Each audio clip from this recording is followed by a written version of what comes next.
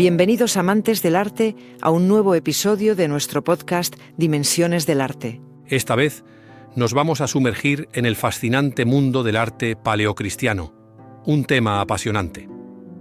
Y para empezar, me gustaría plantear una pregunta que quizá algunos de nuestros oyentes encuentren un poco intrigante. ¿Cómo es posible que se desarrollara un arte cristiano si el Antiguo Testamento prohibía las imágenes talladas? Es una pregunta muy interesante que nos obliga a mirar más allá de lo evidente.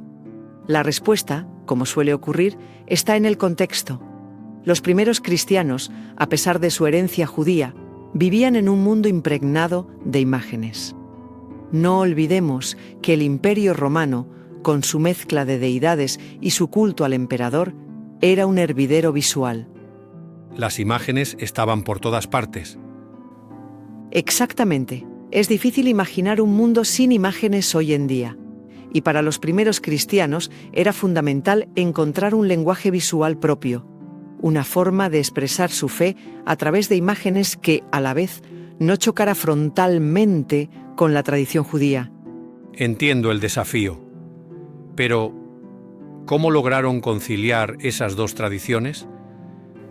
Hay un elemento clave para entender este proceso, el cambio en las prácticas funerarias romanas. La cremación, que era la forma habitual de enterramiento, fue dando paso a la inhumación, al entierro en tumbas. Este cambio propició la construcción de catacumbas, galerías subterráneas que se convertían en lienzos para la expresión artística.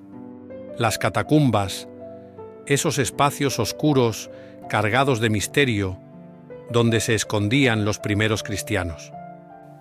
Exacto. Y donde, curiosamente, encontramos algunas de las primeras manifestaciones de arte cristiano.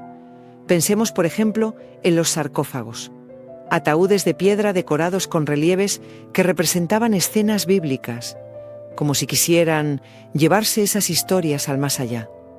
Exactamente, como si esas historias los acompañaran en su viaje. ¿Algún ejemplo que ilustre esta idea?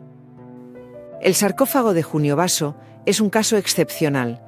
Era un alto funcionario romano convertido al cristianismo poco antes de morir, en el año 359 después de Cristo, en pleno siglo IV. Su sarcófago está profusamente decorado con escenas del Antiguo Testamento, como la historia de Job, y del Nuevo Testamento, como la entrada triunfal de Jesús en Jerusalén. Un personaje poderoso que elige un sarcófago cristiano. Eso nos habla de un cambio profundo, ¿no? Sin duda.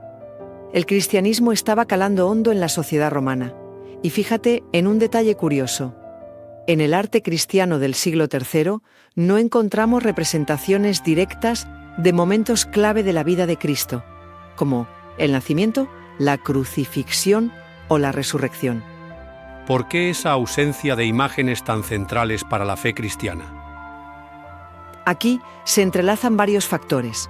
Por un lado, el secreto propio de las religiones mistéricas de la época, de las cuales el cristianismo de sus inicios tomó algunos elementos.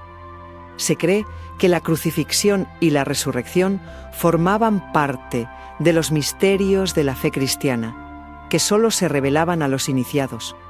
Era una forma de proteger su fe en un entorno hostil. Tiene sentido. Pero entonces, ¿cómo transmitían el mensaje central del cristianismo, el de la muerte y resurrección de Cristo? A través de un lenguaje simbólico, recurriendo a imágenes del Antiguo Testamento que se interpretaban en clave alegórica. La historia de Jonás y la ballena, por ejemplo, era muy popular. ¿Y qué conexión encontraban con la figura de Cristo? Para los primeros cristianos, Jonás, pasando 3 días en el vientre de la ballena, era una prefiguración de la muerte y resurrección de Cristo. Claro, 3 días en el sepulcro antes de volver a la vida. Una analogía poderosa, ¿no crees? Desde luego. Y este simbolismo se aplicaba a otras historias del Antiguo Testamento. Daniel en el foso de los leones, los 3 hebreos en el horno de fuego, Moisés golpeando la roca. Todas ellas son historias de salvación y liberación que prefiguraban la salvación a través de la fe en Cristo. Un ingenioso juego de espejos entre el Antiguo y el Nuevo Testamento, sin duda. Y una forma de sortear las restricciones impuestas por la tradición judía. Exacto.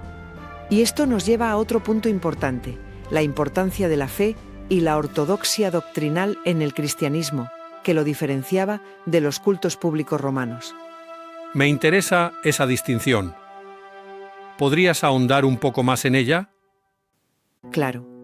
En las religiones romanas no había textos sagrados ni dogmas de fe. Lo importante era mantener las tradiciones y los rituales. En cambio, el cristianismo se basaba en un conjunto de textos sagrados, el Antiguo y Nuevo Testamento, y en una serie de creencias fundamentales. La doctrina cristiana. Exactamente. Y esta diferencia se reflejaba también en el arte. Entiendo. Mientras que el arte romano se centraba en la representación de dioses y diosas, el arte cristiano se centraba en la representación de escenas bíblicas que ilustraban la historia de la salvación y los principios de la fe cristiana. Exacto. Y esa necesidad de definir y transmitir la doctrina cristiana influyó en la forma en que se representaba a Cristo. ¿En qué sentido? En los primeros siglos del cristianismo, Cristo no se representaba como un Dios todopoderoso, sino como un maestro o filósofo. Curioso. ¿A qué se debía esa elección? La influencia de la filosofía griega, especialmente el platonismo, fue fundamental en la formación del pensamiento cristiano. En esa filosofía, el maestro filósofo era visto como un guía espiritual que iluminaba a sus discípulos. Se adaptaron a la cultura visual de la época para que el mensaje cristiano fuera más comprensible. Exactamente. Una prueba de ello la encontramos en una de las primeras representaciones de Cristo, en las catacumbas de Domitila, en Roma. ¿Y cómo es esa representación?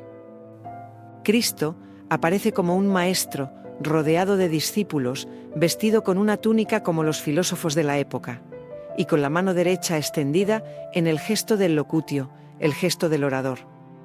O sea que lo representaban como un maestro de sabiduría, como un filósofo. Exacto. Y esta imagen no es un caso aislado. En otras catacumbas y sarcófagos encontramos representaciones similares de Cristo como maestro o filósofo. Increíble cómo el arte nos permite comprender la evolución del pensamiento cristiano en sus primeros siglos y cómo se fueron adaptando a la cultura dominante para transmitir su mensaje. Exacto. Una labor que no se limitó a la figura de Cristo. Y si hablamos de las representaciones de los apóstoles, ¿también se basaban en modelos de la cultura grecorromana? Efectivamente. Tomemos como ejemplo a San Pablo. Las primeras imágenes de San Pablo se inspiran en las representaciones de los filósofos griegos, especialmente en los retratos de Sófocles, un famoso dramaturgo del siglo V a.C. ¡Qué curioso! ¿Y qué similitudes hay entre los retratos de Esquilo y las imágenes de San Pablo? Ambos aparecen con barba puntiaguda, frente alta y una expresión seria y reflexiva. Además, San Pablo suele representarse con un rollo en la mano, como los filósofos griegos que solían llevar rollos con sus escritos. Es decir, que utilizaron la imagen de un filósofo pagano para representar a uno de los principales apóstoles del cristianismo. Así es. Los primeros cristianos querían mostrar que el cristianismo no era una religión irracional o supersticiosa, sino que tenía una base intelectual sólida, comparable a la de la filosofía griega. Una estrategia inteligente para dotar de prestigio al cristianismo en un contexto cultural dominado por la filosofía. Totalmente de acuerdo. Y esta estrategia se aprecia no solo en la iconografía, sino también en los textos de los primeros autores cristianos como Justino Mártir, quien se esforzó por mostrar los puntos de contacto entre el cristianismo y la filosofía griega. El arte cristiano temprano no solo nos habla de la fe de los primeros cristianos, sino también de su contexto cultural e intelectual. Si te parece, podemos profundizar un poco más en ese diálogo entre lo pagano y lo cristiano.